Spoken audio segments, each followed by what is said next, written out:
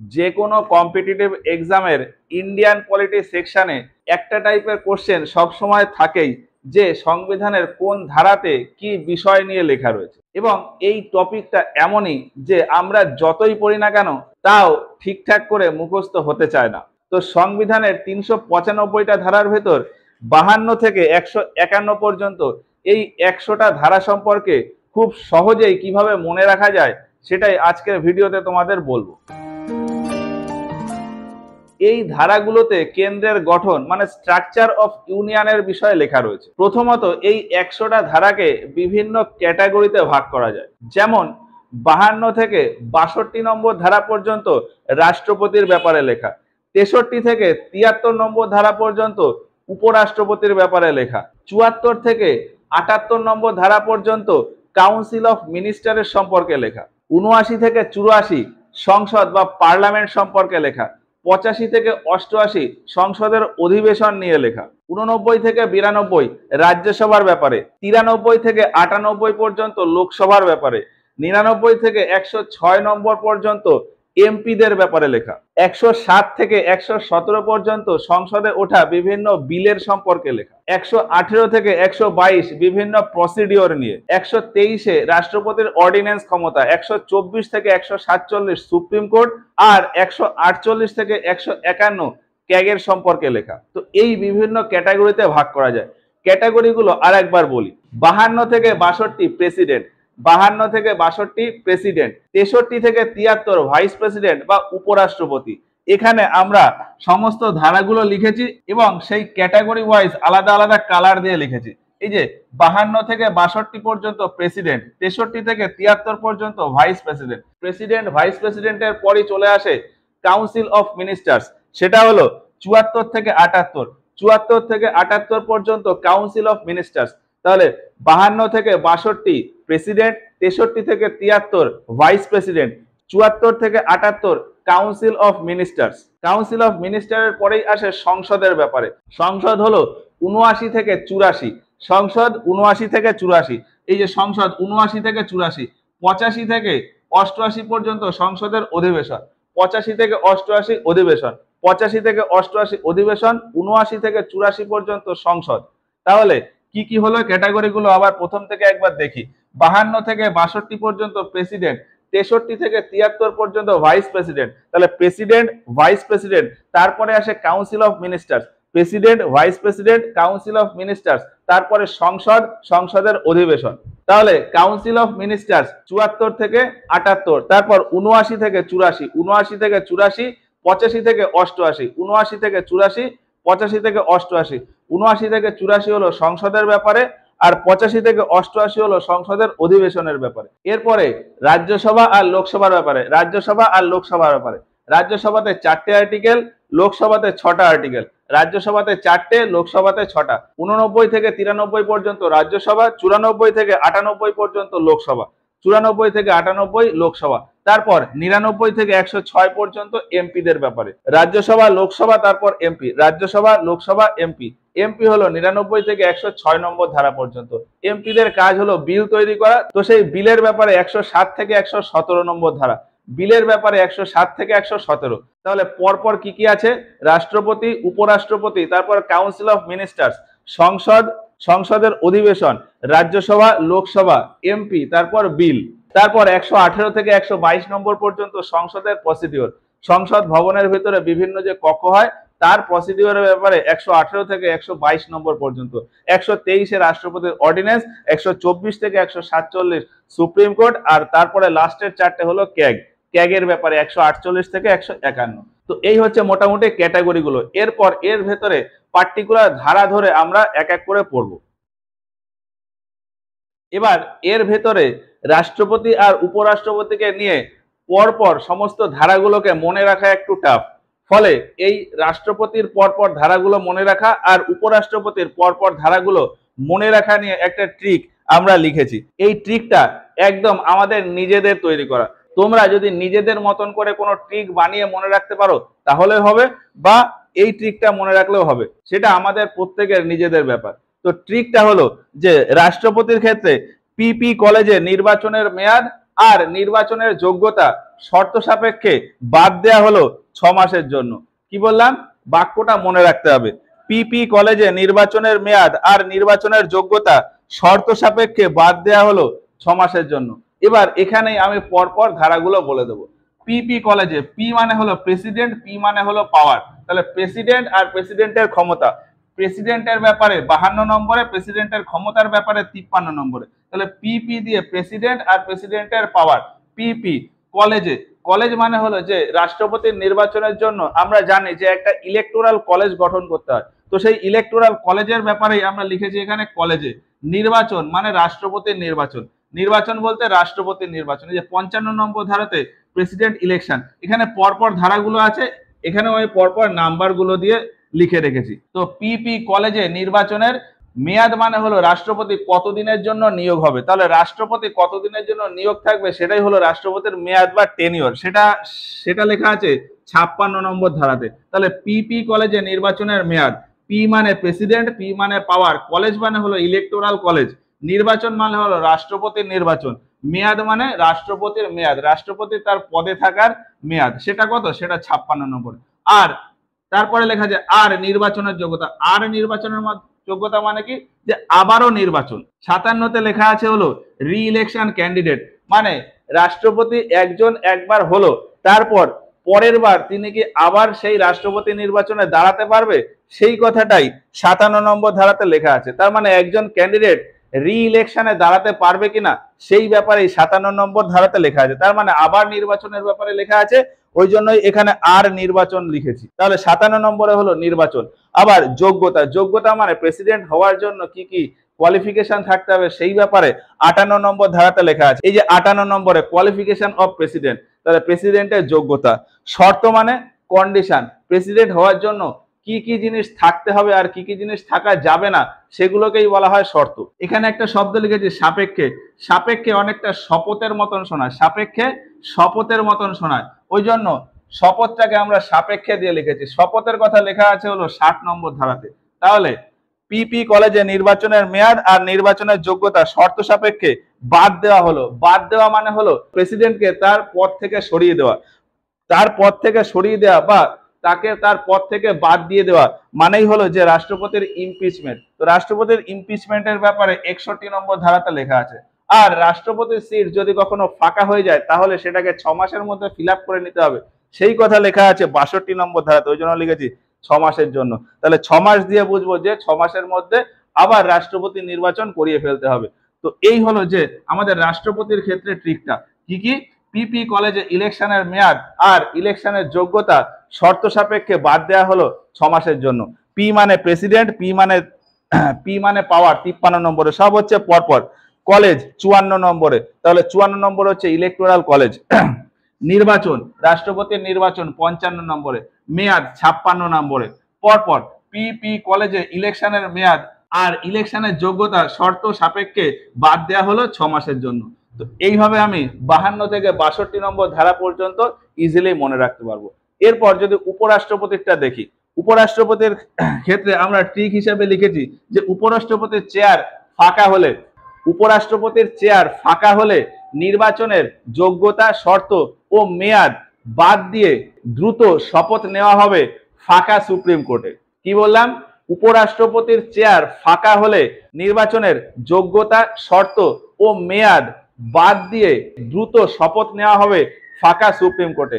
আরো একবার বলি, উপরাষ্ট্রপতির চেয়ার ফাঁকা হলে নির্বাচনের যোগ্যতা শর্ত ও মেয়াদ বাদ দিয়ে দ্রুত শপথ নেওয়া হবে ফাঁকা সুপ্রিম কোর্টে। এই প্রত্যেকটার এক একটা অর্থ আছে। উপরাষ্ট্রপতির, এই যে প্রথমে লেখা আছে উপরাষ্ট্রপতির চেয়ার ফাঁকা হলে নির্বাচনের যোগ্যতা শর্ত, উপরাষ্ট্রপতি মানে হলো যে ভারতের একজন উপরাষ্ট্রপতি থাকবে সেই বিষয়ে 63 নম্বরে লেখা আছে। তাহলে ভাইস প্রেসিডেন্টের ব্যাপারে 63 নম্বর, চেয়ার বলতে যে ভাইস প্রেসিডেন্ট তার ক্ষমতা বলে রাজ্যসভার চেয়ারম্যান, সেই কথাটা 64 নম্বর ধারাতে লেখা আছে। উপরাষ্ট্রপতি যে বাই ডিফল্ট রাজ্যসভার চেয়ারম্যান হয় সেই কথাটাই কোথায়, 64 নম্বর ধারাতে লেখা আছে, ওই জন্য লিখেছি চেয়ার। ফাঁকা হওয়া, ফাঁকা হওয়া মানে হলো যে প্রেসিডেন্টের পদ যদি ফাঁকা হয়ে যায় তাহলে উপরাষ্ট্রপতি অ্যাক্টিং প্রেসিডেন্ট হিসাবে কাজ করবে। ফাঁকা বলতে কি বোঝালাম, তাহলে প্রেসিডেন্টের সিট যদি ফাঁকা হয়ে যায় সেক্ষেত্রে উপরাষ্ট্রপতি অ্যাক্টিং প্রেসিডেন্ট হিসাবে কাজ করবে। তো ফাঁকা বলতে সেই অ্যাক্টিং প্রেসিডেন্টের কথাই বলা হয়েছে। তো সেটা কত, সেটা হচ্ছে 65-তে। আর তারপরে কি আছে, ফাঁকা হলে নির্বাচনের যোগ্যতা শর্ত, নির্বাচন তাহলে উপরাষ্ট্রপতির নির্বাচনে প্রার্থী হওয়ার জন্য যোগ্যতা আর তার শর্ত, এই তিনটে বিষয়েই 66 নম্বর ধারাতে লেখা রয়েছে। তাহলে উপরাষ্ট্রপতির নির্বাচন, তার যোগ্যতা আর তার শর্তর ব্যাপারে 66 নম্বর। আর ও মেয়াদ বাদ দিয়ে, তার মানে হলো মেয়াদ মানে কি, উপরাষ্ট্রপতির টেনিয়র, আর বাদ দেওয়া মানে হলো তাকে তার পদ থেকে সরিয়ে দেওয়া, মানে ইমপিচমেন্ট করা। তাহলে তার মেয়াদ আর তার ইমপিচমেন্টের ব্যাপারে 67 নম্বরে লেখা রয়েছে। তাহলে ট্রিক অনুযায়ী কি হলো, উপরাষ্ট্রপতির চেয়ার ফাঁকা হলে নির্বাচনের যোগ্যতা শর্ত ও মেয়াদ বাদ দিয়ে এখানে লিখেছি দ্রুত মানে হচ্ছে যে এখন উপরাষ্ট্রপতির সিটও যদি কোনো না কোনো কারণে ফাঁকা হয়ে যায় তাহলে কতদিনের ভিতর নিয়োগ হবে। রাষ্ট্রপতির ক্ষেত্রে বলা ছিল যে রাষ্ট্রপতির পদ যদি ফাঁকা হয়ে যায় তাহলে 6 মাসের ভিতর ফিল আপ করিয়ে নিতে হবে। কিন্তু এখানে আমাদের 68 নম্বর ধারাতে বলা আছে যে উপরাষ্ট্রপতির সিট যদি ফাঁকা হয়ে যায় তাহলে as soon as possible মানে যত তাড়াতাড়ি সম্ভব সেটাকে ফিল আপ করে নিতে হবে, কোনো টাইম স্পেসিফাই করা নেই। ওই জন্যই এখানে লিখেছি দ্রুত। তাহলে দ্রুত দিয়ে কি বুঝবো, যে উপরাষ্ট্রপতির সিট ফাঁকা হলে দ্রুত সেটাকে ফিল আপ করে ফেলতে হবে, সেটাই লেখা আছে 68 নম্বর ধারাতে। শপথ বলতে উপরাষ্ট্রপতির শপথ এখানে নেওয়া হবে, তারপরে ফাঁকা বলতে এখানে কি, আগে একটা ফাঁকা লিখেছিলাম, ফাঁকা মানে কি, ফাঁকা মানে হচ্ছে যে প্রেসিডেন্টের সিট যদি ফাঁকা হয়ে যায় তাহলে সেই জায়গায় উপরাষ্ট্রপতি অ্যাক্টিং প্রেসিডেন্ট হিসাবে থাকবে। এবার এখানে আরো একটা শব্দ লিখেছি ফাঁকা, এর মানে হলো যে রাষ্ট্রপতির সিট কি কি কারণে ফাঁকা হতে পারে সেটা আমাদের 65 নম্বর ধারাতে বলা আছে, কিন্তু সেগুলো বাদ দিয়েও যদি অন্য কোনো কারণে রাষ্ট্রপতির সিট ফাঁকা হয়ে যায় সেক্ষেত্রেও উপরাষ্ট্রপতি অ্যাক্টিং প্রেসিডেন্ট হিসাবে কাজ করবে, সেটাই লেখা আছে 70 নম্বর ধারাতে। তাহলে 70 নম্বরে কি, রাষ্ট্রপতির সিট ফাঁকা হলে সেখানেও উপরাষ্ট্রপতি অ্যাক্টিং প্রেসিডেন্ট হিসাবে কাজ করবে। তাহলে রাষ্ট্রপতির সিট ফাঁকা হলে উপরাষ্ট্রপতি অ্যাক্টিং প্রেসিডেন্ট হিসাবে কাজ করবে, সেটা দু জায়গাতে লেখা রয়েছে, একটা হলো 65 আর একটা হলো 70। এটা আশা করি বোঝা গেল। এরপর হচ্ছে সুপ্রিম কোর্ট মানে কি, রাষ্ট্রপতি বা উপরাষ্ট্রপতি তাদের নির্বাচনের সময় যদি কোনো রকমের ঝামেলা হয় তাহলে সেই ঝামেলাটা ডাইরেক্ট সুপ্রিম কোর্টে যাবে, মানে সেই ঝামেলার মীমাংসার জন্য ডাইরেক্ট সুপ্রিম কোর্টে মামলা যাবে বা কেস যাবে, সেটাই লেখা আছে 71 নম্বর ধারাতে। এইটা আশা করি বোঝা গেল। তাহলে এইটা আমাদের পরপর মনে রাখতে হবে, কি আছে, উপরাষ্ট্রপতির চেয়ার ফাঁকা হলে নির্বাচনের যোগ্যতা শর্ত ও মেয়াদ বাদ দিয়ে দ্রুত শপথ নেওয়া হবে ফাঁকা সুপ্রিম কোর্টে। উপরাষ্ট্রপতি মানে 63 নম্বর ধারাতে উপরাষ্ট্রপতির ব্যাপারে, চেয়ার মানে উপরাষ্ট্রপতি রাজ্যসভার চেয়ারম্যান বাই ডিফল্ট, সেটা 64 নম্বরে। ফাঁকা বলতে রাষ্ট্রপতির চেয়ার ফাঁকা হয়ে গেলে সেক্ষেত্রে উপরাষ্ট্রপতি অ্যাক্টিং প্রেসিডেন্ট হিসেবে কাজ করবে। উপরাষ্ট্রপতির নির্বাচন যোগ্যতা আর শর্ত নিয়ে 66 নম্বর ধারাতে লেখা রয়েছে। মেয়াদ আর তাকে ইমপিচমেন্ট সেটা 67। দ্রুত বলতে উপরাষ্ট্রপতির সিট ফাঁকা হয়ে গেলে সেটাকে as soon as possible সেটাকে ফিল আপ করে ফেলতে হবে। শপথ বলতে উপরাষ্ট্রপতির শপথ।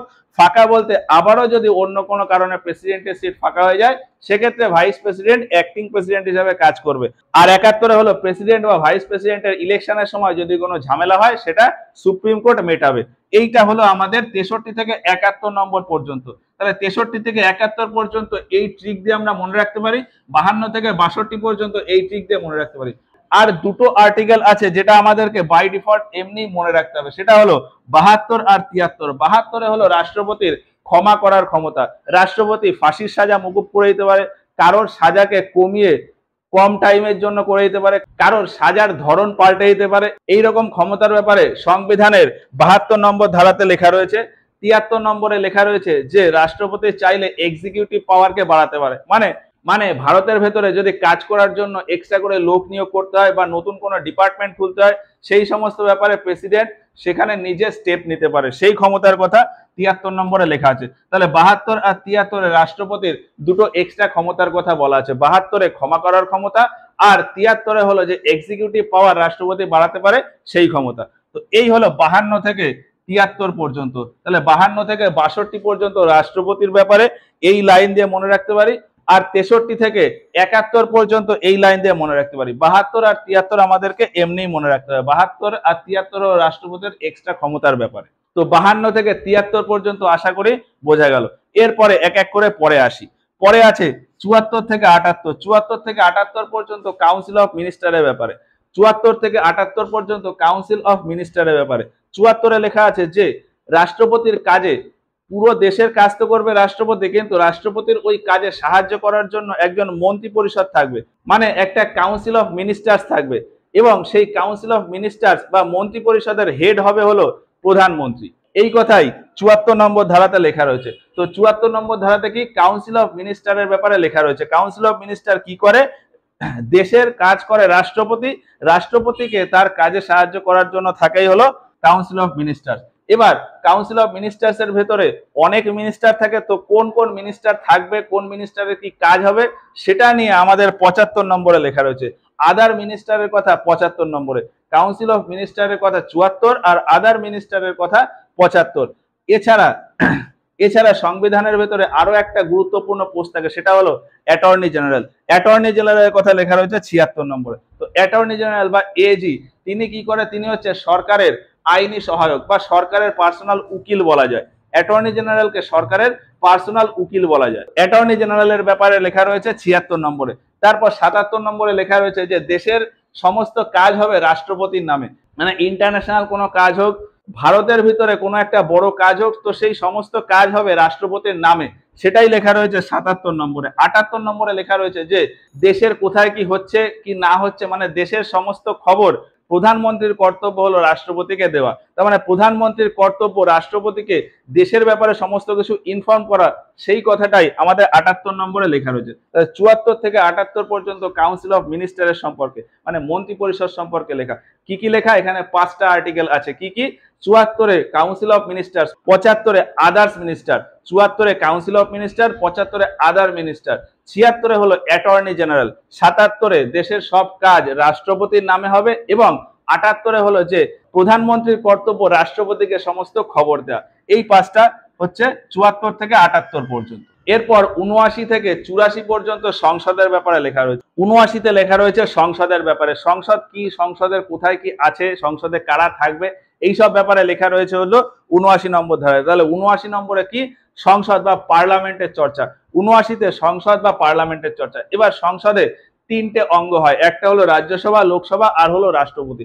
সংসদের 3টে অঙ্গ, রাজ্যসভা, লোকসভা আর রাষ্ট্রপতি। রাষ্ট্রপতির ব্যাপারে যেহেতু একদম প্রথমেই ছিল 52 থেকে 62 পর্যন্ত, ওই জন্য রাষ্ট্রপতি আর আসবে না, ফলে এই সংসদের পরেই ঠিক আসবে রাজ্যসভা আর লোকসভা। ওই জন্য 80-তে রয়েছে রাজ্যসভার ব্যাপারে এবং 81-তে রয়েছে লোকসভার ব্যাপারে। 80-তে রয়েছে রাজ্যসভার গঠন, মানে কম্পোজিশন অফ রাজ্যসভা, আর 81-তে রয়েছে কম্পোজিশন অফ লোকসভা। রাজ্যসভার ভিতরে কে কে থাকবে, কিভাবে গঠন হবে, সেটা লেখা রয়েছে 80-তে, আর লোকসভার ভিতর কে কে থাকবে, লোকসভা কিভাবে গঠন হবে, সেটা লেখা রয়েছে 81-তে। তাহলে 79-তে রয়েছে সংসদের চর্চা, 80-তে রাজ্যসভা, 81-তে লোকসভা। কি কি আছে? 79-তে পার্লামেন্ট বা সংসদ, 80-তে রাজ্যসভা, 81-তে লোকসভা। এবার 82-তে রয়েছে যে লোকসভা বা রাজ্যসভায় যারা বসবে, মানে যারা এমপি হবে, সেই এমপিদের সিট টোটাল এখন বর্তমানে এমপি সিট হলো 543। এবার এই 543 সিটটা এটা ডিপেন্ড করে সারা ভারত জুড়ে কত জনসংখ্যা রয়েছে তার উপর। এবার ভারতের জনসংখ্যা প্রতি বছর চেঞ্জ হয়, তবে সেই জনসংখ্যার ভ্যালুটা দেখা যায় প্রত্যেক 10 বছর অন্তর, মানে প্রত্যেক 10 বছর যে সেন্সাস হয় বা আদমশুমারি হয়, সেই আদমশুমারির পরে ভারতের জনসংখ্যা কত কি হলো সেই হিসাবে আমরা দেখতে পারি। এবার সেই হিসাবে ভারতের সংসদের ভেতর লোকসভা আর রাজ্যসভাতে সিটও চেঞ্জ করতে হয়। তো সেই সিট চেঞ্জ করার ব্যাপারে লেখা রয়েছে হলো 82 নম্বর ধারাতে। 82 নম্বর ধারাতে লেখা রয়েছে যে প্রত্যেক সেন্সাসের পর লোকসভা আর রাজ্যসভার সিট চেঞ্জ করা হবে, নাম্বার অফ সিটে চেঞ্জ করা হবে। তাহলে প্রত্যেক সেন্সাসের পর সিটে চেঞ্জ, এই বিষয়টাই লেখা রয়েছে 82 নম্বর ধারাতে। 83 নম্বরে লেখা রয়েছে যে রাজ্যসভা আর লোকসভা এটা কতদিনের জন্য লাগু হবে, মানে রাজ্যসভা কতদিন ধরে চলবে, লোকসভা কতদিন ধরে চলবে। রাজ্যসভা অনির্দিষ্ট কালের জন্য চলে আর লোকসভা 5 বছরের জন্য চলে। তো সংসদের এই রাজ্যসভা ও লোকসভা এই দুটো সদন কতদিনের জন্য চলবে বা তাদের কার্যকাল কতদিন হবে, সেই বিষয়ে লেখা রয়েছে 83 নম্বর ধারাতে। 84 নম্বর ধারাতে লেখা রয়েছে যে যারা এমপি হয়ে আসবে তাদের যোগ্যতা ও শর্ত কি কি হবে। 84-তে এমপিদের যোগ্যতা আর শর্তর ব্যাপারে লেখা রয়েছে। তাহলে কি কি হলো? ৭৯ থেকে ৮৪ পর্যন্ত আরেকবার বলি।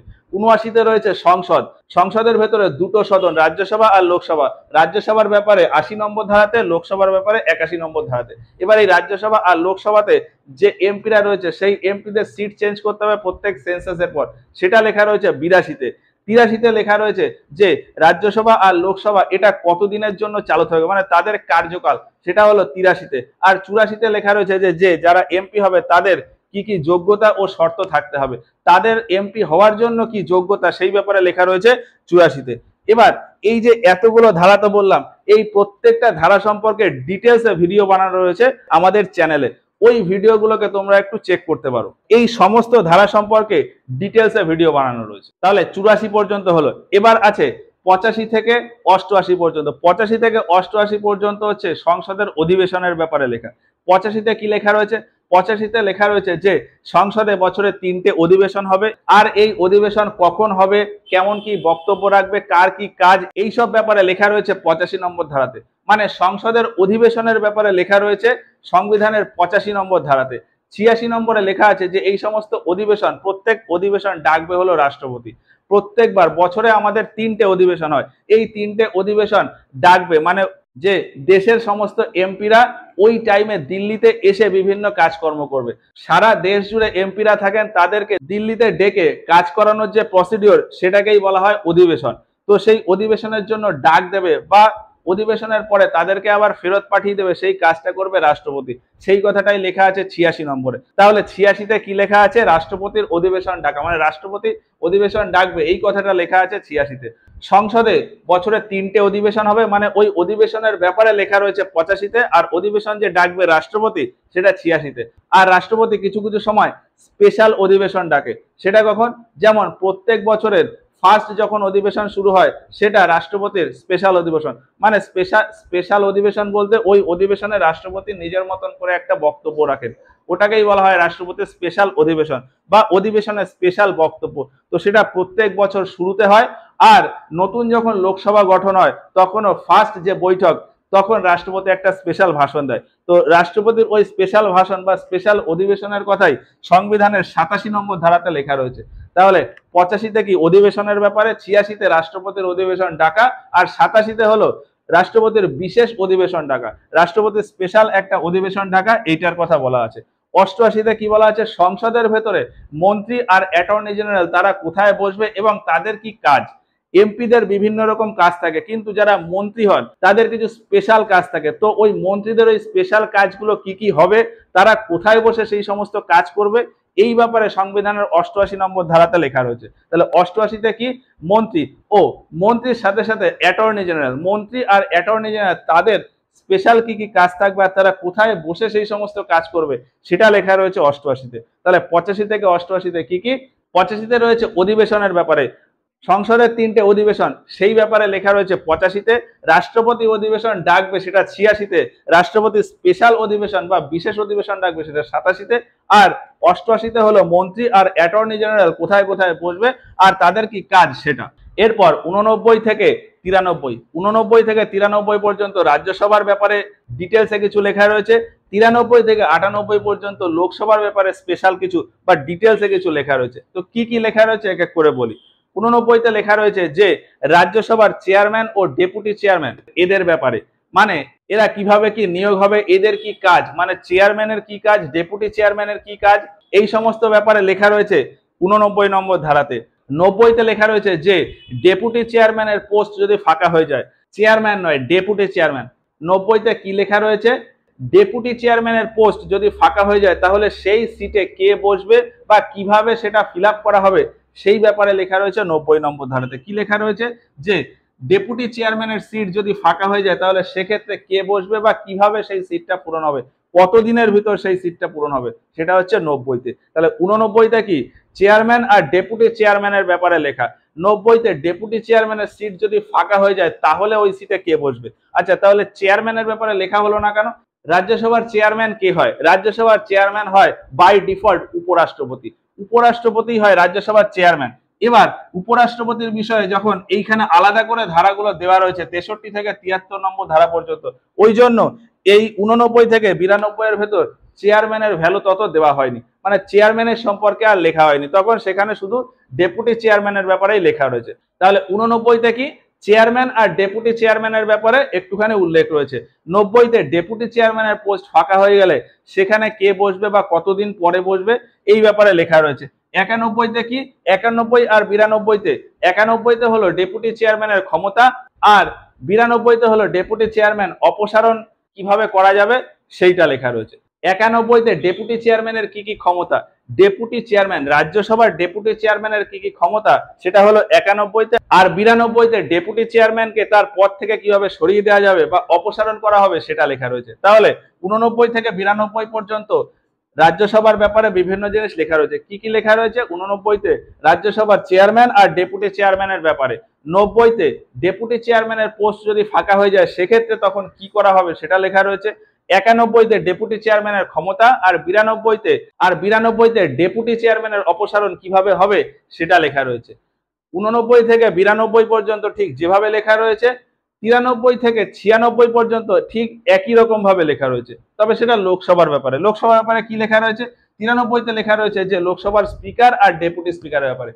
আগে যেরকম 89তে চেয়ারম্যান আর ডেপুটি চেয়ারম্যানের ব্যাপারে ঠিক যা যা লেখা ছিল, 93তে লোকসভার স্পিকার আর ডেপুটি স্পিকারের ব্যাপারে ঠিক সেই জিনিসপত্রই লেখা রয়েছে। 94তে লেখা রয়েছে যে স্পিকার বা ডেপুটি স্পিকার এই সিট যদি ফাঁকা হয়ে যায়, আগের 90তে কি ছিল, ডেপুটি চেয়ারম্যানের সিট যদি ফাঁকা হয়ে যায়, ডেপুটি চেয়ারম্যান কেন দিয়েছিলাম, কারণ চেয়ারম্যান বাই ডিফল্ট হচ্ছে ভাইস প্রেসিডেন্ট, ওই জন্য ওনাকে আর রাখিনি। কিন্তু এখানে 94তে কি স্পিকারের কিন্তু এইরকম কোনো পোস্ট নেই, তাহলে স্পিকার আর ডেপুটি স্পিকার এই দুটো সিট যদি ফাঁকা হয়ে যায় সেক্ষেত্রে 94 নম্বর ধারাতে লেখা রয়েছে। তাহলে স্পিকার বা ডেপুটি স্পিকারের সিট ফাঁকা হয়ে গেলে তখন কে বসবে, কতদিনের মধ্যে বসবে, বা ওই সিটে কি করা হবে সেই ব্যাপারে লেখা রয়েছে হলো 94 নম্বর ধারাতে।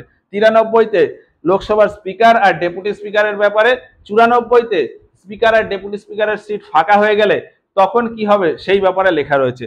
95তে কি লেখা আছে? 95তে ডেপুটি স্পিকারের ক্ষমতা, 95তে ডেপুটি স্পিকারের ক্ষমতা। আর 96তে একটা ইন্টারেস্টিং বিষয় লেখা আছে, সেটা হলো যে স্পিকার বা ডেপুটি স্পিকার তাদেরকে কিভাবে অপসারণ করা যাবে, স্পিকার বা ডেপুটি স্পিকার তাদের কিভাবে অপসারণ করা যাবে। এবার এখানেই বিষয়টা হলো যে অপসারণ আর এমনি এমনি হয় না, অপসারণ করার জন্য সংসদে একটা প্রস্তাব তুলতে হয়। তো যতদিন ধরে স্পিকার বা ডেপুটি স্পিকারের ব্যাপারে ইমপিচমেন্ট প্রস্তাব সংসদে চলবে ততদিন পর্যন্ত স্পিকার বা ডেপুটি স্পিকারের পাওয়ার থাকবে না, স্পিকার বা ডেপুটি স্পিকারের যে ক্ষমতা সেটা ততদিনের জন্য থাকবে না, সেই কথা লেখা রয়েছে 96 নম্বর ধারাতে। তাহলে 96তে কি লেখা রয়েছে?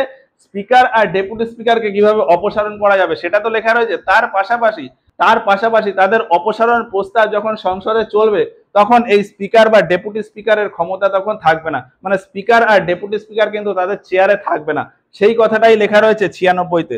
তাহলে 93 থেকে 96 ঠিক একই রকম। 89 থেকে 92 পর্যন্ত যেমন রাজ্যসভার ব্যাপারে যা যা আছে, 93 থেকে 96 পর্যন্ত লোকসভার ব্যাপারেও ঠিক তাই আছে। তাহলে 89 থেকে 96 পর্যন্ত কি কি আছে আর একবার বলি। 89তে আছে রাজ্যসভার চেয়ারম্যান আর ডেপুটি চেয়ারম্যানের ব্যাপারে লেখা। 90তে আছে ডেপুটি চেয়ারম্যানের সিট যদি ফাঁকা হয়ে যায় তাহলে সেখানে কি করা যাবে। 91তে লেখা আছে ডেপুটি চেয়ারম্যানের ক্ষমতা, আর 92তে লেখা আছে যে ডেপুটি চেয়ারম্যানের অপসারণ কিভাবে করতে হবে। ঠিক একই রকম ভাবে 93তে লেখা আছে লোকসভার স্পিকার আর ডেপুটি স্পিকারের ব্যাপারে।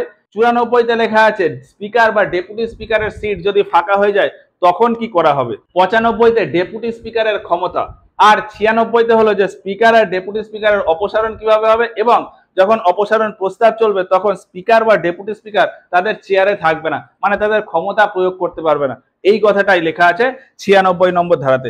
এরপর 97তে লেখা আছে যে স্পিকার, ডেপুটি স্পিকার, রাজ্যসভার চেয়ারম্যান বা ভাইস চেয়ারম্যান এদের স্যালারি, পেনশন, অ্যালাওয়েন্স বা অন্যান্য সুযোগ সুবিধা কি কি হবে। তাহলে কি কি হলো? লোকসভার স্পিকার, ডেপুটি স্পিকার, রাজ্যসভার চেয়ারম্যান, ডেপুটি চেয়ারম্যান এই চারজনের স্যালারি, অ্যালাওয়েন্স, পেনশন বা অন্যান্য সুযোগ সুবিধা সেই ব্যাপারে লেখা আছে কত? 97 নম্বর ধারাতে। আর 98তে কি আছে?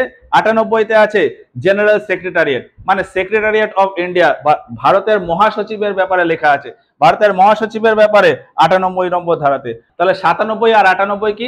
97তে হলো ওই যে speaker, deputy speaker, chairman, deputy chairman এদের স্যালারি, অ্যালাওয়েন্স, পেনশন এই সমস্ত ব্যাপারে। আর 98তে হলো ভারতের মহাসচিব বা জেনারেল সেক্রেটারিয়েটের ব্যাপারে।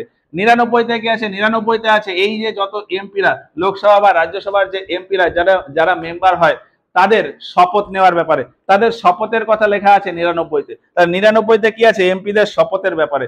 100 নম্বরে বলা আছে যে সংসদে অধিবেশন কখন হবে? যখন সংসদে টোটাল সংসদের মিনিমাম 10 ভাগের 1 ভাগ সদস্য উপস্থিত থাকবে।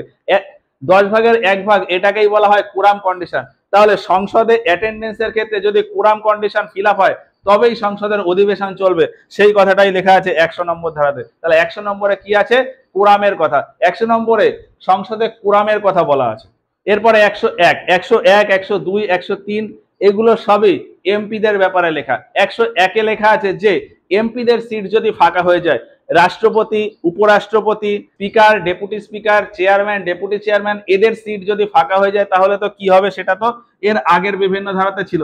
কিন্তু যত এমপি আছে তাদের সিট যদি ফাঁকা হয়ে যায় তাহলে সেই সিটে কি করা যাবে সেই ব্যাপারে লেখা রয়েছে 101 নম্বর ধারাতে। 102-তে কি লেখা রয়েছে? 102-তে লেখা রয়েছে যে কি কি কারণে এমপিদের সিট ফাঁকা হয়ে যেতে পারে, কোন কোন কারণে এমপিরা তাদের সিট বা তাদের পদ থেকে সরে যেতে পারে, মানে তাদেরকে ডিসকোয়ালিফাই করা যেতে পারে কোন কোন কন্ডিশনে, সেই ব্যাপারে লেখা রয়েছে 102-তে।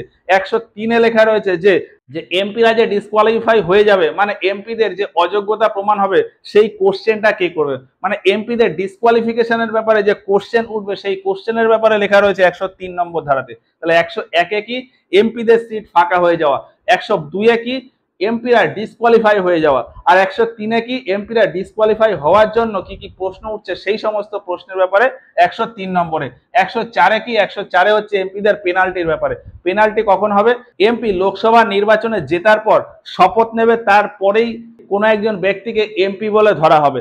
এখন কোনো একজন ব্যক্তি শপথ না নিয়েই হয়তো সংসদে গিয়ে বসলো এবং বিভিন্ন কাজবাজ করলো, তাহলে ওই এমপির বা ওই ব্যক্তির উপরে কিছু পেনাল্টি হয়ে যাবে। সুপ্রিম কোর্ট ওই ব্যক্তির উপর পেনাল্টি চার্জ করে দেবে। তো সেই পেনাল্টির ব্যাপারে লেখা রয়েছে 104 নম্বর ধারাতে। তাহলে এমপিদের উপরে বিভিন্ন কন্ডিশনে পেনাল্টি চার্জ হয়ে যেতে পারে, সেই ব্যাপারে লেখা রয়েছে 104-এ। তাহলে 104-এ কি? পেনাল্টির ব্যাপারে। 105-এ কি লেখা রয়েছে? 105-এ হলো এমপিদের বিভিন্ন সুযোগ সুবিধা দেওয়া হয়। এমপিরা সারা বছর ধরে বা একজন এমপির কি কি সুযোগ সুবিধা থাকে সেই সব ব্যাপারে, বা তার কি ক্ষমতা থাকে, তার কি প্রিভিলেজ থাকে সেই সমস্ত ব্যাপারে 105 নম্বর ধারাতে লেখা রয়েছে। 106 নম্বর ধারাতে এমপিদের স্যালারি, অ্যালাওয়েন্স, পেনশন ও অন্যান্য সুযোগ সুবিধার কথা 106 নম্বরে লেখা রয়েছে। তাহলে 105-এ রয়েছে এমপিদের ক্ষমতা আর প্রিভিলেজের ব্যাপারে, 106-এ রয়েছে এমপিদের বেতন, ভাতা ও অন্যান্য সুযোগ সুবিধা। তাহলে 101 থেকে 106 পর্যন্ত আরেকবার দেখে নি। 101-এ রয়েছে এমপিদের সিট ফাঁকা হয়ে যাওয়া। এমপিদের সিট ফাঁকা হয়ে গেলে তখন কি করা যাবে? 102-তে এমপিরা ডিসকোয়ালিফাই কিভাবে হয়ে যাবে, মানে অযোগ্য কিভাবে প্রমাণ হয়ে যাবে। আর 103-এ কি? ডিসকোয়ালিফাই হওয়ার জন্য যে সমস্ত প্রশ্ন উঠবে সেই সমস্ত প্রশ্নের ব্যাপারে 103-এ। 104-এ কি? এমপিদের পেনাল্টির ব্যাপারে লেখা। 105-এ এমপিদের ক্ষমতা ও প্রিভিলেজ। 106-এ এমপিদের বেতন, ভাতা ও অন্যান্য বিষয়। তাহলে এই হলো এমপিদের ব্যাপারে কিছু বিষয়। তাহলে 99 থেকে 106 পর্যন্ত কি আছে? এমপিদের ব্যাপারে লেখা। এবার 107 থেকে 117 পর্যন্ত সংসদে ওঠা বিলের ব্যাপারে লেখা। কি কি আছে এই বিলের ব্যাপারে এক এক করে দেখি। 107-এ আছে যে সংসদে কোনো একটা বিল কিভাবে উঠবে। সংসদের যে কোনো কাজ বিল ওঠার মাধ্যমেই হয়। তো সংসদে কোনো একটা বিল কিভাবে উঠবে, কোন ধরনের বিল কিভাবে উঠবে, কখন কোন বিল আগে উঠতে পারে, কোথায় উঠবে, এই সমস্ত ব্যাপারে সংবিধানের 107 নম্বর ধারাতে লেখা আছে। তার মানে সংসদে কোনো একটা কাজ হওয়ার জন্য একটা বিল উঠবে বা একটা মোশন উঠবে, সেই ব্যাপারেই লেখা রয়েছে কত? 107 নম্বরে। 108 নম্বরে কি লেখা রয়েছে? 108 নম্বরে লেখা রয়েছে জয়েন্ট সেশনের ব্যাপারে। জয়েন্ট সেশন বলতে কি? লোকসভা আলাদা রকম কাজ করে, রাজ্যসভা আলাদা রকম কাজ করে। তাহলে কোনো একটা কাজ করতে গিয়ে লোকসভা আর রাজ্যসভা এই দুজনের ভেতরে যদি দ্বন্দ্ব বেঁধে যায়, মানে মিসআন্ডারস্ট্যান্ডিং হয়, সেক্ষেত্রে দুটো দলকে একসাথে বসিয়ে বিভিন্ন মিটিং করা বা সেই সমস্যার সমাধান করে নেওয়া, সেটাকেই বলা হয় জয়েন্ট সেশন। মানে দুটো সদনকে একসাথে বসিয়ে মিটিং করানোকে বলে জয়েন্ট সেশন। সেই জয়েন্ট সেশনের ব্যাপারে 108 নম্বরে লেখা রয়েছে। তাহলে 108 নম্বর ধারাতে কি লেখা রয়েছে? সংসদের জয়েন্ট সেশনের ব্যাপারে। 107-এ রয়েছে ইন্ট্রোডাকশন অফ বিল, মানে সংসদে কোনো একটা বিল কিভাবে উঠবে সেটা 107-এ। আর বিল নিয়ে কোনো ঝামেলা হলে তার জন্য যে জয়েন্ট সেশন সেটা 108-এ। 109 নম্বরে লেখা রয়েছে একটা স্পেশাল টাইপের বিল হয় মানি বিল। ওই মানি বিলের জন্য কি কি স্পেশাল প্রভিশন আছে। মানি বিলটা আমাদের বিভিন্ন টাইপের বিলের ভেতর একটা স্পেশাল টাইপের বিল। তো ওই মানি বিলের জন্য কি কি স্পেশাল প্রভিশন আছে সেটা লেখা রয়েছে 109। আর মানি বিলের ডেফিনেশন কোন কোন বিষয় থাকলে বা কোন কোন জিনিস থাকলে আমি বুঝবো যে একটা বিল মানি বিল, সেই ব্যাপারে লেখা রয়েছে 110-এ। তাহলে 110-এ রয়েছে মানি বিলের ডেফিনেশন, আর 109-এ রয়েছে মানি বিল সম্পর্কে কিছু স্পেশাল প্রভিশনের কথা। 111-তে রয়েছে যে কোনো একটা বিল রাষ্ট্রপতির সম্মতি দেবে। কোনো একটা বিল দেশে যে কোনো জিনিস চালু করতে হলে সেটাকে আইন তৈরির মাধ্যমে চালু করতে হয়। আর সেই আইন তৈরি হবে কিভাবে? সংসদে প্রথমে একটা বিল ওঠে, তারপর রাষ্ট্রপতি যদি ওই বিলে অ্যাপ্রুভ করে তবেই সেই বিলটা আইন হিসাবে পরিণত হয়। তাহলে রাষ্ট্রপতি যে কোনো একটা বিল অ্যাপ্রুভ করবে, সেই বিল অ্যাপ্রুভ করার ব্যাপারে লেখা রয়েছে 111 নম্বর ধারাতে। তাহলে রাষ্ট্রপতির বিলে সম্মতির ব্যাপারে 111 নম্বর ধারাতে। তাহলে 107 থেকে 111 পর্যন্ত আরেকবার দেখি। তাহলে 107-এ কি লেখা রয়েছে? 107-এ লেখা রয়েছে যে সংসদে কোনো একটা বিল কিভাবে উঠবে, মানে ইন্ট্রোডাকশন অফ বিল। 108-এ লেখা রয়েছে বিল নিয়ে জয়েন্ট সেশন বা যে কোনো কারণে জয়েন্ট সেশন।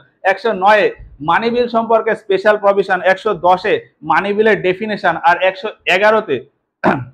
111-তে রাষ্ট্রপতির কোনো একটা বিলে সম্মতি জানানো, এই ব্যাপারে লেখা রয়েছে। 112 থেকে 117, 112 থেকে 117 মোটামুটি বাজেট রিলেটেড, ফাইন্যান্স রিলেটেড কিছু লেখা রয়েছে। 112-তে বাজেট বা অ্যানুয়াল ফাইন্যান্সিয়াল স্টেটমেন্টের ব্যাপারে লেখা রয়েছে। 112-তে কি বাজেট বা অ্যানুয়াল ফাইন্যান্সিয়াল স্টেটমেন্ট, এটা কি হয়, কিভাবে হয়, কখন কি হয়, এই সব ব্যাপারে লেখা রয়েছে 112-তে। 113-তে লেখা রয়েছে এস্টিমেট। বাজেটে কি হয়? বাজেটে আমাদের সারা দেশে আমরা কি করতে চাই বা ভারত সরকার কি করতে চায় সেই ব্যাপারে জনগণের সামনে একটা বক্তব্য দেওয়া হয় যে আমরা এই করব। এবার এইসব জিনিস করার জন্য বা সারা বছরে দেশ থেকে কিছু আয় হওয়ার জন্য আমাদের একটা এস্টিমেট করতে হয় যে যে সারা বছরে হয়তো আমার এই খরচ হবে আর সারা দিক থেকে হয়তো এই আয় হবে। তো এই যে এস্টিমেট, এই এস্টিমেট বিল বা এই এস্টিমেট করার ব্যাপারেই লেখা রয়েছে 113 নম্বর ধারাতে। তো 112-তে বাজেটের ব্যাপারে, 113-তে এস্টিমেটের ব্যাপারে। আর ধরলাম একটা জিনিস এস্টিমেট করলাম যে এই বছর হয়তো আমার 70,000 কোটি টাকা খরচ হবে, তাহলে এই 70,000 কোটি টাকা কোথায় কিভাবে খরচ হবে সেটা একটা আইন বানিয়ে তারপরে সেই টাকা স্যাংশন হয়। তো সেই টাকা স্যাংশন হওয়ার জন্য একটা আইন তৈরি হয়, ওই আইন তৈরি হওয়াটাকেই বলা হয় অ্যাপ্রোপ্রিয়েশন অ্যাক্ট। তো সেই অ্যাপ্রোপ্রিয়েশন অ্যাক্টের ব্যাপারে 114 নম্বর ধারাতে লেখা রয়েছে। তাহলে 112-তে রয়েছে বাজেট, 113-তে এস্টিমেট, 114-তে অ্যাপ্রোপ্রিয়েশন মানে অ্যাপ্রুভাল, টাকার অ্যাপ্রুভাল। 115-তে রয়েছে যে কাজ করতে করতে কখনো কখনো দেখা যায় যে কিছু টাকা এক্সট্রা লাগে, তার মানে সাপ্লিমেন্টারি অ্যামাউন্ট বা অতিরিক্ত অনুদান। কোনো না কোনো কাজে সারা বছরই বিভিন্ন কাজে কিছু অনুদান লাগে, তো এক্সট্রা যে অনুদান সেই ব্যাপারেই লেখা রয়েছে 115 নম্বর ধারাতে। সাপ্লিমেন্টারি গ্র্যান্ট মানে যেটা হয়তো পূরণ করার জন্য আমাদের পয়সা দরকার, সেই ব্যাপারে লেখা রয়েছে 115-তে। 116-তে ভোট অন অ্যাকাউন্ট। আর 117 নম্বর ধারাতে ফাইন্যান্স বিলের ব্যাপারে। এই মানি বিল, ফাইন্যান্স বিল, বাজেট এই সমস্ত সম্পর্কে আমরা এর আগে ভিডিও বানিয়েছি, সেইগুলো দেখতে পারো। তাহলে 112-তে কি রয়েছে? বাজেট। 112-তে বাজেট, 113-তে এস্টিমেট, 114-তে অ্যাপ্রোপ্রিয়েশন বিল, 115-তে সাপ্লিমেন্টারি গ্র্যান্ট, 116-তে ভোট অন অ্যাকাউন্ট, আর 117-তে ফাইন্যান্সিয়াল বিল। 118-19, 118-19 মোটামুটি একই রকমের। 118-তে লেখা রয়েছে যে সংসদের যে বিভিন্ন কাজকর্ম হবে তার কি কি নিয়মে কাজকর্ম হবে, সংসদে এই যে বিভিন্ন কাজকর্ম হয় সেটা কোন প্রসিডিওরে বা কি কি নিয়ম থাকবে, সংসদ কখন খুলবে, কবে বন্ধ থাকবে, কতক্ষণ ধরে খোলা থাকবে, কে কে সংসদের ভিতরে এলাও হবে, এই সমস্ত মানে সংসদ চালানোর জন্য, সংসদ ভবন চালানোর জন্য যে বিভিন্ন নিয়ম কানুন, সেই সমস্ত নিয়ম কানুনের ব্যাপারে লেখা রয়েছে 118 নম্বর ধারাতে। তাহলে সংসদের ব্যাপারে নিয়ম লেখা, সেই নিয়মের কথা লেখা রয়েছে 118 নম্বর ধারাতে। আর সংসদের ভিতরে ফাইন্যান্সিয়াল ম্যাটারের জন্য কিছু স্পেশাল নিয়ম থাকে, সেই ব্যাপারে লেখা রয়েছে 119 নম্বরে। তাহলে সংসদের ব্যাপারে নিয়মের জন্য লেখা রয়েছে 118-তে, আর ফাইন্যান্সিয়াল ম্যাটারের নিয়মের ক্ষেত্রে লেখা রয়েছে 119-এ। কি হলো? 118-তে সংসদের নিয়ম আর 119-এ ফাইন্যান্সিয়াল ব্যাপারের নিয়ম। 120-তে লেখা রয়েছে সংসদের ভাষার চর্চা, মানে সংসদে কোন ভাষায় কথা বলা হবে, কে কোন ভাষা বলতে পারবে, কোন ভাষাটাকে অ্যালাউ করা হবে, কোনটাকে অ্যালাউ করা হবে না, সংসদের ভাষার ব্যাপারে বা সংসদে কোন ডকুমেন্ট সবাইকে দেওয়া হবে, কোন ভাষায় দেওয়া হবে, এই সমস্ত মানে সংসদের ভাষার ব্যাপারে লেখা রয়েছে 120 নম্বর ধারাতে। তাহলে সংসদের ভাষা লেখা রয়েছে 120। 121 আর 122 একই রকম। 121-এ লেখা রয়েছে যে কোর্টের ব্যাপারে কোনো কথা পার্লামেন্ট বা সংসদের ভেতরে আলোচনা হবে না, কোর্ট সম্পর্কে কোনো আলোচনা সংসদের ভেতর হবে না, এটা 121-এ লেখা রয়েছে। আর পার্লামেন্ট সম্পর্কে কোনো কথা কোর্টের ভেতর আলোচনা হবে না, সেটা লেখা রয়েছে 122-এ। কি লেখা রয়েছে 121 আর 122? কোর্টের ব্যাপারে কোনো কথা পার্লামেন্ট বা সংসদের ভেতর আলোচনা হবে না, এটা 121-এ। আর 122-এ কি, সংসদের ব্যাপারে কোনো কথা কোর্টে আলোচনা হবে না, সেটা। আর 123-এ হচ্ছে প্রেসিডেন্টের অর্ডিন্যান্স জারি করার ক্ষমতা। নর্মালি আমাদের দেশে আইন তৈরি করে সংসদ, মানে লোকসভা আর রাজ্যসভা একসাথে মিলে, কিন্তু যখন সদন বা অধিবেশন চলে না, মানে সেশন চলে না, সেই সময় যদি আইন তৈরি করতে হয়, সেটা তৈরি করে রাষ্ট্রপতি। আর রাষ্ট্রপতির ওই আইন তৈরি করাকে বলা হয় অর্ডিন্যান্স জারি করা। তো সেই অর্ডিন্যান্স জারি করার ব্যাপারেই লেখা রয়েছে 123 নম্বর ধারাতে। এই হচ্ছে বিভিন্ন রকম ধারা। তাহলে আমরা একদম 52 থেকে 123 পর্যন্ত দেখে ফেললাম। 52 থেকে 123 পর্যন্ত আর একবার রিভিশন দিয়ে নি। 52তে কি আছে? প্রেসিডেন্ট। 52তে প্রেসিডেন্ট, 53তে প্রেসিডেন্টের পাওয়ার, 52তে প্রেসিডেন্ট, 53তে প্রেসিডেন্টের পাওয়ার, 54তে প্রেসিডেন্টের ইলেকশনের জন্য একটা ইলেকটোরাল কলেজ, সেই কলেজের ব্যাপারে, 55তে রাষ্ট্রপতির নির্বাচন বা রাষ্ট্রপতির ইলেকশন, 56তে রাষ্ট্রপতি কতদিনের জন্য নিয়োগ হবে, মানে রাষ্ট্রপতির মেয়াদ, 57তে কোনো একজন ব্যক্তি কতবার রাষ্ট্রপতি নির্বাচনে দাঁড়াতে পারবে সেই ব্যাপারে লেখা রয়েছে। 58তে রাষ্ট্রপতি নির্বাচনে দাঁড়ানোর জন্য কোনো একজন ব্যক্তির কি কি যোগ্যতা থাকতে হবে সেটা। 59 নম্বরে রাষ্ট্রপতি পদে বসার জন্য কি কি কন্ডিশন থাকা যাবে না, মানে কি কি শর্ত রয়েছে সেটা লেখা রয়েছে। 60-এ রয়েছে রাষ্ট্রপতির শপথ। 61-তে রয়েছে রাষ্ট্রপতির ইমপিচমেন্ট বা অপসারণের ব্যাপারে। 62-তে রয়েছে রাষ্ট্রপতির পদ যদি ফাঁকা হয়ে যায় তাহলে 6 মাসের ভিতর সেই সিট ফিল আপ করে ফেলতে হবে। এরপর 63 থেকে রয়েছে উপরাষ্ট্রপতি। 63তে উপরাষ্ট্রপতির ব্যাপারে লেখা রয়েছে। 64তে উপরাষ্ট্রপতি বা ভাইস প্রেসিডেন্ট, তিনি যে বাই ডিফল্ট রাজ্যসভার চেয়ারম্যান হবে সেটা লেখা রয়েছে। তাহলে 63তে উপরাষ্ট্রপতি, 64তে উপরাষ্ট্রপতি বাই ডিফল্ট রাজ্যসভার চেয়ারম্যান, সেটা লেখা রয়েছে। 65তে রাষ্ট্রপতির সিট যদি ফাঁকা হয়ে যায় তাহলে ভাইস প্রেসিডেন্ট অ্যাক্টিং প্রেসিডেন্ট হিসেবে কাজ করবে, সেটা লেখা রয়েছে। 66তে উপরাষ্ট্রপতির নির্বাচন, তার যোগ্যতা ও তার শর্তের ব্যাপারে লেখা রয়েছে। 67তে উপরাষ্ট্রপতির মেয়াদ আর তার ইমপিচমেন্টের ব্যাপারে লেখা রয়েছে। 68তে লেখা রয়েছে যে উপরাষ্ট্রপতির পদ যদি ফাঁকা হয়ে যায় তাহলে যত তাড়াতাড়ি সম্ভব সেটাকে ফিল আপ করে ফেলতে হবে। 69 নম্বর ধারাতে উপরাষ্ট্রপতির শপথের ব্যাপারে লেখা রয়েছে। 70 নম্বর ধারাতে যদি অন্য কোনো কন্ডিশনেও রাষ্ট্রপতির সিট ফাঁকা হয়ে যায় সেক্ষেত্রেও উপরাষ্ট্রপতি অ্যাক্টিং প্রেসিডেন্ট হিসেবে কাজ করবে, সেটা লেখা রয়েছে। 71 নম্বর ধারাতে লেখা রয়েছে যে রাষ্ট্রপতি বা উপরাষ্ট্রপতি নির্বাচনে যদি কোনো ঝামেলা হয় সেই ঝামেলা মেটাবে সুপ্রিম কোর্ট, বা ওই ঝামেলা নিয়ে কোনো কেস সুপ্রিম কোর্টেই যাবে, কোনো হাইকোর্ট বা কোনো ডিস্ট্রিক্ট কোর্টে কিন্তু যাবে না।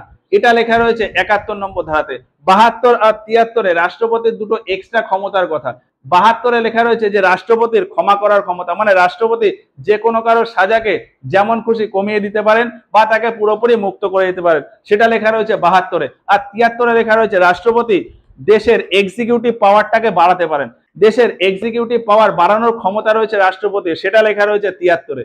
তো এই হলো 52 থেকে 73 পর্যন্ত। এরপরে 74 থেকে 78 রয়েছে কাউন্সিল অফ মিনিস্টার্স নিয়ে। 74-এ রয়েছে কাউন্সিল অফ মিনিস্টার্স, মানে রাষ্ট্রপতির কাজে সাহায্য করার জন্য একটা কাউন্সিল অফ মিনিস্টার্স থাকবে, সেই ব্যাপারে লেখা রয়েছে 74-এ। 75-এ লেখা রয়েছে যে অন্যান্য মিনিস্টার বা অন্যান্য মন্ত্রীদের ব্যাপারে।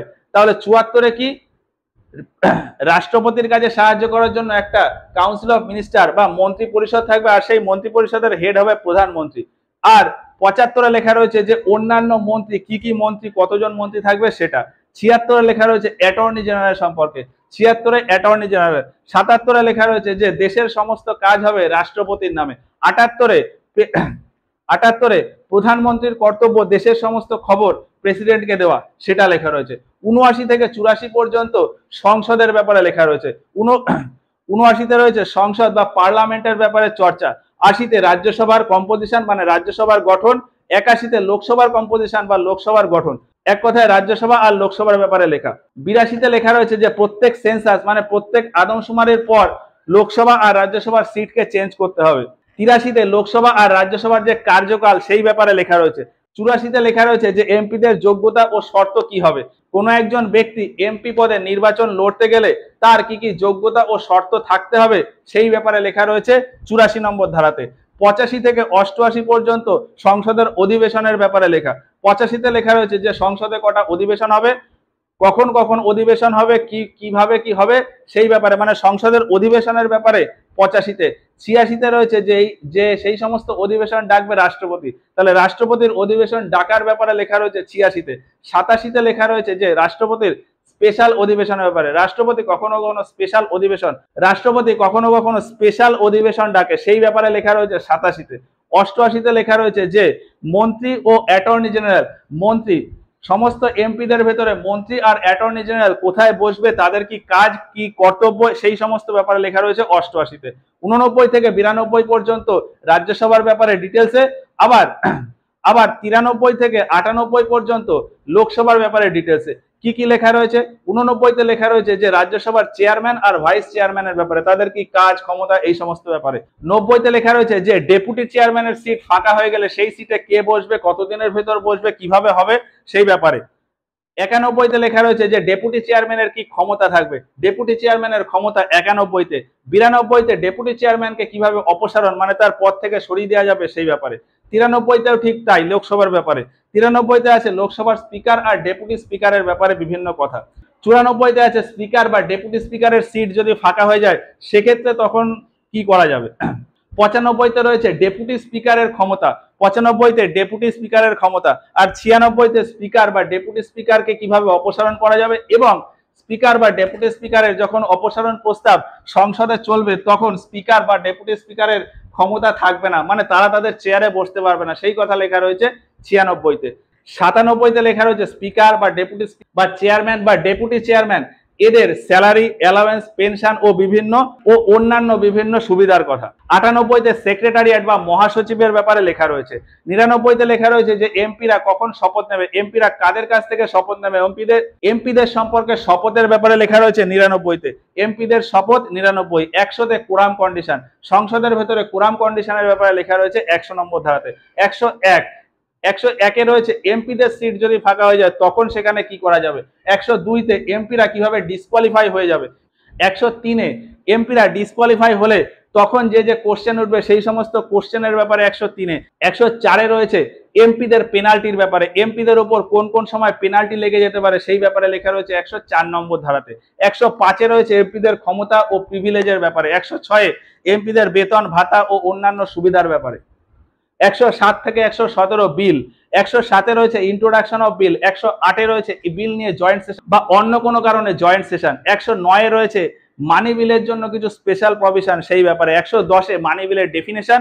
111-তে রয়েছে কোনো একটা বিলে রাষ্ট্রপতি যে সম্মতি দেবে সেই বিষয়, তাহলে রাষ্ট্রপতির বিলের সম্মতির ব্যাপারে লেখা রয়েছে 111 নম্বর ধারাতে।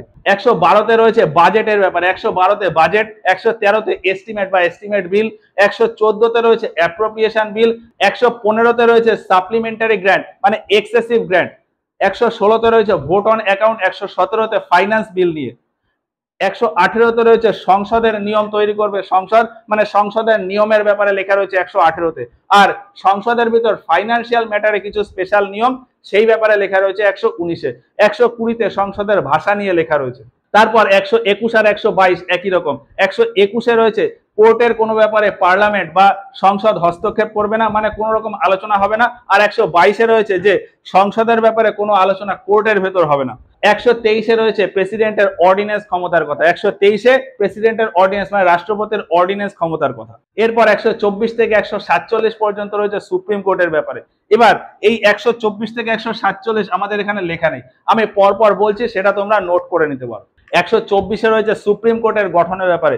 ভারতের সুপ্রিম কোর্ট কেমন ভাবে গঠন হবে, তাতে কজন বিচারপতি থাকবে, কে বিচারপতি থাকবে, কখন কি হবে, এই সমস্ত ব্যাপারে মানে সুপ্রিম কোর্টের গঠনের ব্যাপারে লেখা রয়েছে 124 নম্বর ধারাতে। তাহলে 124 নম্বরে লেখা রয়েছে সুপ্রিম কোর্টের গঠন বা স্ট্রাকচার অফ সুপ্রিম কোর্ট। 125-এ লেখা রয়েছে 125-এ রয়েছে সুপ্রিম কোর্টের জাজেদের কি স্যালারি, পেনশন, অ্যালাওয়েন্স ও বিভিন্ন সুযোগ সুবিধা, তাদের কি ক্ষমতা, এই সমস্ত ব্যাপারে মানে সুপ্রিম কোর্টের জাজেদের স্যালারি, অ্যালাওয়েন্স, পেনশন, আদার ফ্যাসিলিটি, তাদের ক্ষমতা, এই সমস্ত ব্যাপারে লেখা রয়েছে 125-এ। তাহলে 125-এ সুপ্রিম কোর্টের জাজেদের স্যালারি ও অন্যান্য জিনিস।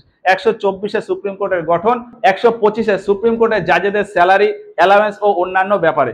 126-এ রয়েছে অ্যাক্টিং সিজিআই। অ্যাক্টিং সিজিআই মানে কি, সুপ্রিম কোর্টের চিফ জাস্টিস অফ ইন্ডিয়া যখন অ্যাভেলেবেল থাকবেন না, মানে কোনো একটা কারণে হয়তো সুপ্রিম কোর্টের chief justice of India available নেই, কাজ করতে পারছেন না, তাহলে তার জায়গায় অন্য কোনো জাজ acting chief justice of India হিসাবে কাজ করবে। তো সেই অ্যাক্টিং চিফ জাস্টিস অফ ইন্ডিয়ার কথাই লেখা রয়েছে সংবিধানের 126 নম্বর ধারাতে। 127 নম্বর ধারাতে লেখা রয়েছে যে অ্যাডহক জাজের ব্যাপারে সুপ্রিম কোর্টে বর্তমানে টোটাল 34 জন জাজ, এদের ভেতর হয়তো 4 জন বা 5 জন জাজ আনঅ্যাভেলেবল, মানে 4 জন বা 5 জন হয়তো কোনো একটা কারণে তাদের কাজ করতে পারছে না, তাহলে অন্যান্য বিভিন্ন হাইকোর্ট থেকে জাজ নিয়ে সুপ্রিম কোর্টের জাজ হিসেবে কাজ চালানো হবে। ওই জাজেদের বলা হয় অ্যাডহক জাজ। তো ওই অ্যাডহক জাজ নিয়োগের ব্যাপারে লেখা রয়েছে 127 নম্বর ধারাতে। তাহলে 127 নম্বরে লেখা রয়েছে অ্যাডহক জাজ, 126-এ অ্যাক্টিং সিজিআই বা acting chief justice of India, 127-এ হলো অ্যাডহক জাজ। আর অ্যাডহক জাজও যদি কখনো না পাওয়া যায় তাহলে সেক্ষেত্রে সুপ্রিম কোর্টের যারা জাজ রিটায়ার করে গেছেন তাদের দিয়ে সুপ্রিম কোর্টের কাজ চালানো যেতে পারে। তো সেই রিটায়ার্ড জাজের ব্যাপারে লেখা রয়েছে 128 নম্বর ধারাতে। তাহলে 124 থেকে 128 কি কি রয়েছে? 124-এ রয়েছে সুপ্রিম কোর্টের গঠন, 125-এ সুপ্রিম কোর্টের জাজেদের বেতন ভাতা ও অন্যান্য সুযোগ সুবিধার কথা, 126-এ acting chief justice of India, 127-এ অ্যাডহক জাজ, 128-এ রিটায়ার্ড জাজেদের সম্পর্কে লেখা রয়েছে, 129-এ লেখা রয়েছে সুপ্রিম কোর্টের কোর্ট অফ রেকর্ডের ব্যাপারে, কোর্ট অফ রেকর্ড এবং সেই রেকর্ড না মানলে কন্টেম্প্ট অফ কোর্টের ব্যাপারে। তাহলে কোর্ট অফ রেকর্ড আর কন্টেম্প্ট অফ কোর্ট এর ব্যাপারে লেখা রয়েছে 129-এ। 130-এ লেখা রয়েছে যে সুপ্রিম কোর্ট বর্তমানে দিল্লিতে রয়েছে, কিন্তু চিফ জাস্টিস অফ ইন্ডিয়া চাইলেই বা প্রেসিডেন্ট চাইলেই সুপ্রিম কোর্টের একটা ব্রাঞ্চ ভারতের যে কোনো জায়গাতে খুলে ফেলতে পারে। তাহলে দিল্লি ছাড়া দেশের অন্য কোথাও সুপ্রিম কোর্টের ব্রাঞ্চ খোলা যায় সেই ব্যাপারটা লেখা রয়েছে 130 নম্বর ধারাতে। তারপর 131 থেকে 136 পর্যন্ত বিভিন্ন জুরিসডিকশনের কথা। 131 নম্বর ধারাতে লেখা রয়েছে যে সুপ্রিম কোর্টের অরিজিনাল জুরিসডিকশন, মানে কোন কোন ব্যাপার হাইকোর্ট বা ডিস্ট্রিক্ট কোর্টে না গিয়ে ডাইরেক্ট সুপ্রিম কোর্টে যাবে সেই ব্যাপারে লেখা রয়েছে 131 নম্বর ধারাতে। তাহলে অরিজিনাল জুরিসডিকশনের ব্যাপারে 131-এ। 32-এ 132-এ লেখা রয়েছে যে অ্যাপিলেট জুরিসডিকশন, মানে হাইকোর্ট থেকে কোনো একটা বিষয় সুপ্রিম কোর্টে কিভাবে যাবে, হাইকোর্ট থেকে সুপ্রিম কোর্টে কোনো একটা কেস যাওয়া, এটাকেই বলা হয় অ্যাপিলেট জুরিসডিকশন। এই অ্যাপিলেট জুরিসডিকশনের ব্যাপারেই লেখা রয়েছে 132 নম্বর ধারাতে। 133-এ লেখা রয়েছে হাইকোর্ট থেকে কোনো একটা সিভিল কেস কিভাবে সুপ্রিম কোর্ট যাবে। কি বললাম? হাইকোর্ট থেকে কোনো একটা সিভিল কেস কিভাবে সুপ্রিম কোর্টে নিয়ে যেতে হবে সেই ব্যাপারে লেখা রয়েছে 133 নম্বর ধারাতে। আর হাইকোর্ট থেকে কোনো একটা ক্রিমিনাল কেস কিভাবে সুপ্রিম কোর্টে যাবে সেটা লেখা রয়েছে 134-এ। তাহলে 132-এ লেখা রয়েছে হাইকোর্ট থেকে সুপ্রিম কোর্টে কেস যাওয়ার ব্যাপারে অ্যাপিলেট জুরিসডিকশন, এই কথাটা। 133-এ হাইকোর্ট থেকে সিভিল কেস সুপ্রিম কোর্টে যাওয়ার ব্যাপারে, 134-এ হাইকোর্ট থেকে ক্রিমিনাল কেস সুপ্রিম কোর্টে যাওয়ার ব্যাপারে। আর 135-এ লেখা রয়েছে যে ফেডারেল কোর্টের কোনো বিষয়, বর্তমানে যেটাকে সুপ্রিম কোর্ট বলা হয়, 1950 সালের 26শে জানুয়ারি এর আগে পর্যন্ত এটাকেই বলা হতো ফেডারেল কোর্ট। ফলে তখনকার কোনো মামলা সেটাকে যদি এখন সুপ্রিম কোর্টে নিতে হয় সেই ব্যাপারে লেখা রয়েছে, মানে ফেডারেল কোর্ট থেকে সুপ্রিম কোর্টে মামলা ট্রান্সফার করার ব্যাপারে লেখা রয়েছে 135 নম্বর ধারাতে। 136-এ কি লেখা রয়েছে? 136-এ লেখা রয়েছে যে সংবিধানে উল্লেখ নেই এইরকম কোনো বিষয় যদি সুপ্রিম কোর্টে মামলা করতে হয় সেটা করা যাবে, এই কথাটাই লেখা রয়েছে 136 নম্বর ধারাতে। তাহলে কি লেখা রয়েছে 136-এ?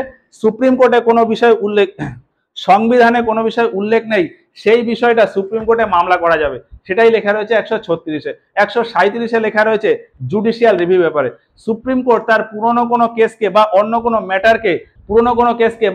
কোনো ম্যাটারে নিজে ইনভলভ হতে পারে সেটাকে রিভিউ করে দেখতে পারবে, সেটাকেই বলা হয় জুডিশিয়াল রিভিউ। আর এই জুডিশিয়াল রিভিউয়ের ব্যাপারেই 137 নম্বর ধারাতে লেখা রয়েছে। 138-এ লেখা রয়েছে সুপ্রিম কোর্টের জুরিসডিকশন সুপ্রিম কোর্ট নিজেই বাড়াতে পারে। তবে সুপ্রিম কোর্টের জুরিসডিকশনের বৃদ্ধির কথা 138-এ লেখা রয়েছে। 139-এ লেখা রয়েছে সুপ্রিম কোর্টে রিট জারি করতে পারে।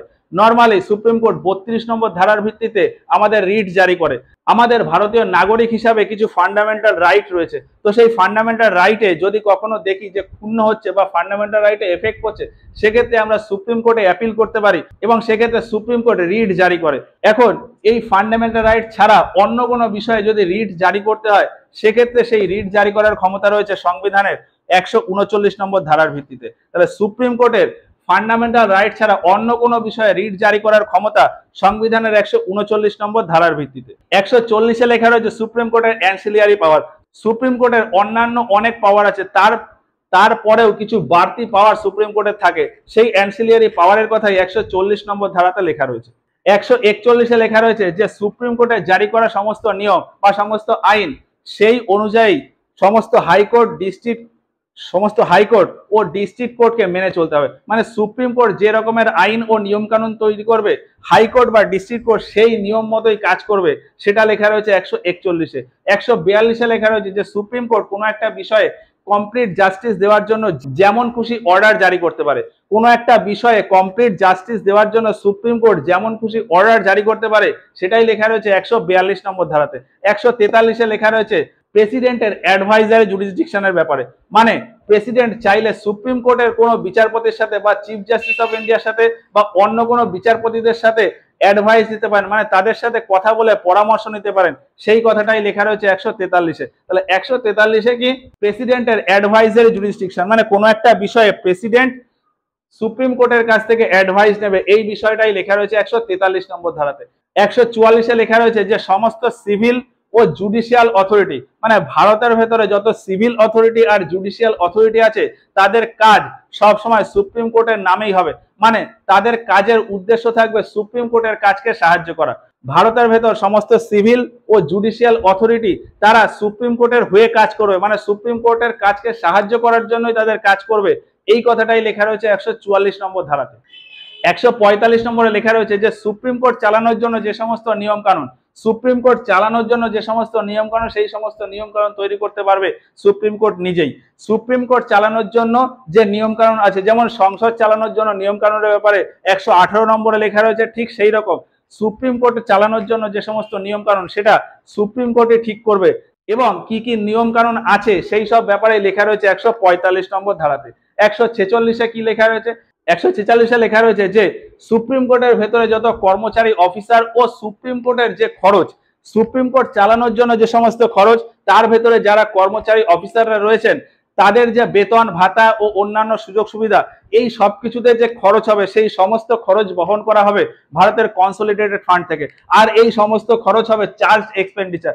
এই ব্যাপারটা 146 নম্বর ধারাতে লেখা আছে। এরপরে আছে 147-এ ইন্টারপ্রিটেশনের ব্যাপারে। মানে পুরো সংবিধান, আমাদের ভারতীয় সংবিধানের কোনো বিষয় বা 1935 সাল বা 1935 সালে ভারত শাসন আইন অথবা 1947 সালের ভারতের স্বাধীনতা আইন, এই সমস্ত আইনে বা অন্য কোনো আইনে যদি কোনো বাক্য বা কোনো শব্দ বা কোনো একটা জায়গায় বুঝতে অসুবিধা হচ্ছে, মানে সেই জিনিসের ব্যাখ্যা বা ওই সংবিধান বা ওই আইনের কোনো একটা বিষয়ে ব্যাখ্যা নিতে চাই, তো সেই ব্যাখ্যা নেওয়ার অধিকার রয়েছে সুপ্রিম কোর্টের। ওই ব্যাখ্যা নেওয়াকেই বলা হয় ইন্টারপ্রিটেশন করা। কোনো একটা আইনের কোনো একটা বিষয়ের ব্যাখ্যা মানেই হলো যে ওই আইনের ইন্টারপ্রিটেশন। তো এই ইন্টারপ্রিটেশনের ক্ষমতা রয়েছে সুপ্রিম কোর্টের, এই কথাটাই লেখা রয়েছে 147 নম্বর ধারাতে। তাহলে 124 থেকে 147 পর্যন্ত সুপ্রিম কোর্টের ব্যাপারগুলো হলো। এবার 148 থেকে 151 পর্যন্ত ক্যাগের বিষয়ে লেখা। ক্যাগ বলতে কন্ট্রোলার অ্যান্ড অডিট জেনারেল। 148-এ লেখা রয়েছে যে ভারতের একজন ক্যাগ থাকবে, ক্যাগ কিভাবে নিয়োগ হবে, ক্যাগের কি স্যালারি হবে, ক্যাগ কি কি কাজ করবে, ক্যাগের কি স্যালারি হবে, ক্যাগের কি ক্ষমতা, ক্যাগ কি কি করতে পারে, এই সমস্ত ব্যাপারে লেখা রয়েছে 148 নম্বর ধারাতে। 149 নম্বর ধারাতে লেখা রয়েছে যে ক্যাগের কি ডিউটি, মানে ক্যাগ ভারতে কি কি কাজ করবে। ক্যাগের নর্মালি কাজ হচ্ছে অডিট করা, মানে ভারতে যত খরচ হচ্ছে, ভারত কেন্দ্র সরকার সারা বছরে যে খরচ করছে বা যে আয় করছে, সেই আয় ব্যয় ও সঞ্চয়ের হিসাব রাখা, সেই হিসাবকে চেক করাই হলো ক্যাগের কাজ। ক্যাগ আর সেই চেক করাকেই বলা হয় অডিট করা। তো ক্যাগ কি করে? ভারত সরকার মানে কেন্দ্র সরকারের খরচ, আয় ব্যয় ও সঞ্চয়ের হিসাব রাখে এবং তার অডিট করে। তো ক্যাগের কি কি ডিউটি হবে, সেই ডিউটির ব্যাপারে লেখা রয়েছে 149 নম্বর ধারাতে। তাহলে 148-এ ক্যাগের অ্যাপয়েন্টমেন্ট, ক্যাগের স্যালারি, এইসব ব্যাপারে। 149-এ ক্যাগের ডিউটির ব্যাপারে লেখা রয়েছে। 150-এ লেখা রয়েছে যে ক্যাগ যেহেতু হিসাব নিকাশ রাখবে, ফলে যার হিসাব নিকাশ রাখবে তাকে একটা নির্দিষ্ট ফরম্যাট বলে দিতে পারে, তাকে বলে দিতে পারে যে এই ফরম্যাটেই তোমরা হিসাব নিকাশ রাখবা, আমি পরে চেক করব।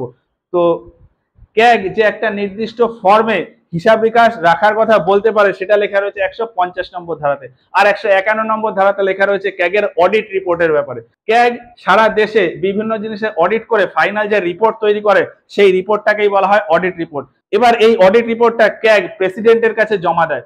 ক্যাগ এই তার অডিট রিপোর্টটা তৈরি করে প্রেসিডেন্টের কাছে জমা দেবে, এই বিষয়টাই লেখা আছে 151 নম্বর ধারাতে। তাহলে এই হলো আমাদের 52 থেকে 151 নম্বর ধারা পর্যন্ত। এবার এই যে 100টা ধারা পরপর বললাম, এই 100টা ধারা সম্পর্কে ডিটেলসে আমরা সমস্ত ভিডিও বানিয়ে রেখেছি, ওই ভিডিওগুলো চাইলে দেখতে পারো। আর এই ধারাগুলো নিয়ে তোমরা চাইলে এর একটা স্ক্রিনশট নিয়ে নিতে পারো। বাবা।